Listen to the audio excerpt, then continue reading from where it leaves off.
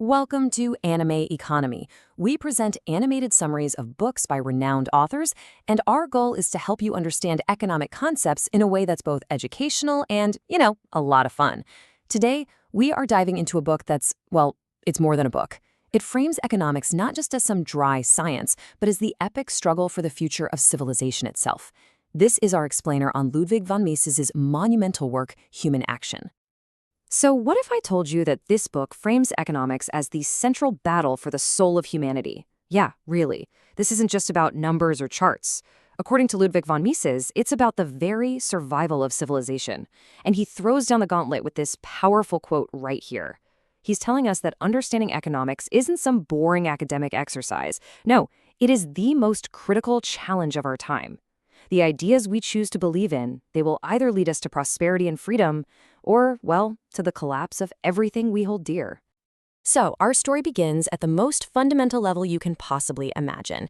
It starts with that tiny little spark that ignites every quest, every invention, every single step of human progress. But where does it all come from? What gets us moving? It all starts with what Mises calls a felt uneasiness.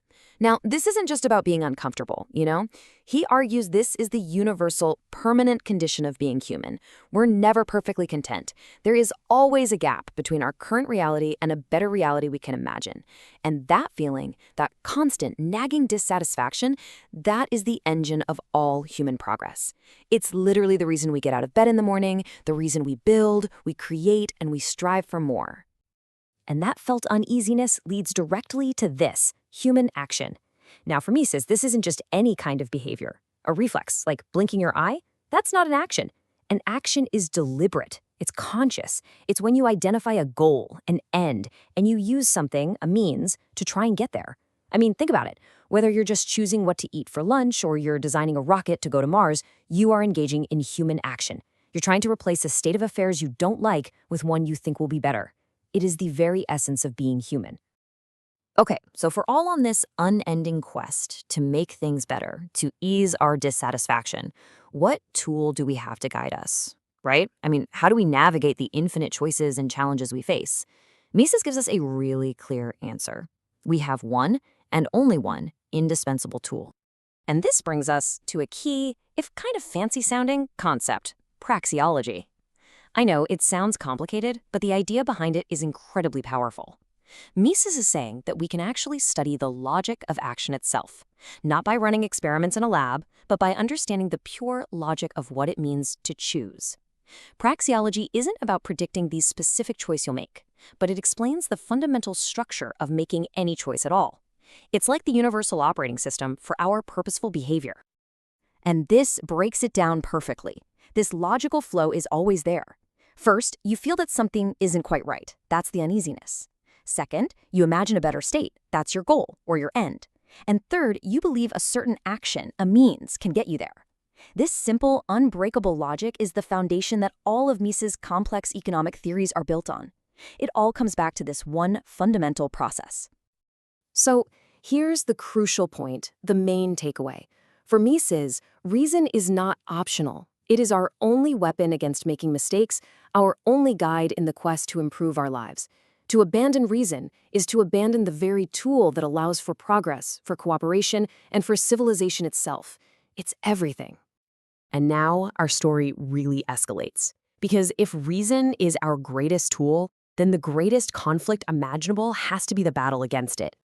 Mises saw the 20th century as being defined by a massive, truly dangerous ideological war. He frames this as the Great Divide. On one side, you've got the path of reason. This path leads to a society built on voluntary cooperation, where you and I make our own choices to pursue our own goals. It's the path of the free market, of peaceful exchange. But on the other side is the revolt against reason. This is the path of coercion, where some central authority decides the goals for everyone and uses force to achieve them. It's the path of central planning, which basically denies the value and the purpose of your individual choices. And here's the really crucial insight. Mises noticed that this revolt, this big attack on reason, it wasn't really targeting physics or chemistry. Now, its number one target was economics. But why? Well, because economics, when you really understand it, shows the beautiful, complex order, that just emerges from free people making their own choices. And that beautiful order is a mortal threat to any ideology that wants to control society from the top down. See, to justify central planning, you first have to tear down the science that proves why it just can't work. Now, I know what you're thinking. This grand, epic conflict between ideologies, it might seem distant, abstract. But Mises brings it right down to our level. He shows us that the main arena for this battle isn't in some government building or on a battlefield. It's in the everyday choices that you and I make every single day. This is such a powerful metaphor. Just think about it for a second. In a political election, you might cast one vote every few years for someone you hope will do what you want. But in the market, every single cent you spend is a direct vote. You are constantly casting ballots, telling producers exactly what you value, what you want more of, and what you want less of. Your choices have immense power. You are not some passive observer in the economy. You are the driver. It's consumers, not entrepreneurs, who are the true captains of the economic ship. Every purchase is a command, an order to the entire system of production, telling it what to do next. When you buy a coffee, you're voting for that coffee shop. When you choose one brand over another, you're casting a ballot that determines which business will grow and which one will shrink. You literally hold the power. And if you believe that this message of empowerment is important, maybe take a second to like this video and share it with someone who needs to hear it. This whole concept has a name: consumer sovereignty. And it's a really profound idea that the entire, vast, unbelievably complex machine of the global economy ultimately bends to the will of individuals making choices. It's not some abstract force out there, it's the collective result of your actions and mine. This power, though, it doesn't exist in a vacuum. It comes with a profound weight of responsibility. So, now that we've seen the battle and we understand our role in it, our story shifts a bit. The tone gets more philosophical. Because with this immense power of choice comes an equally immense responsibility. What is the ultimate price of this freedom? Mises forces us to confront this deep and honestly pretty unsettling question. We tend to think of history as a straight line, always moving upward and onward, right? But is that really true? Is our advanced, prosperous civilization a permanent feature of the world? And his answer is a resounding no. Civilization is not some tree that just grows naturally. It's more like a garden that you have to tend to constantly. It is a fragile creation, built not from stone or steel, but from ideas.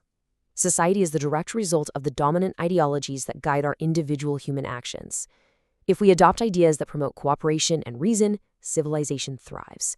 But if we adopt ideas that promote conflict and coercion, it withers and dies. Progress is never automatic. It's a choice. And this quote just brilliantly illustrates the nature of that choice.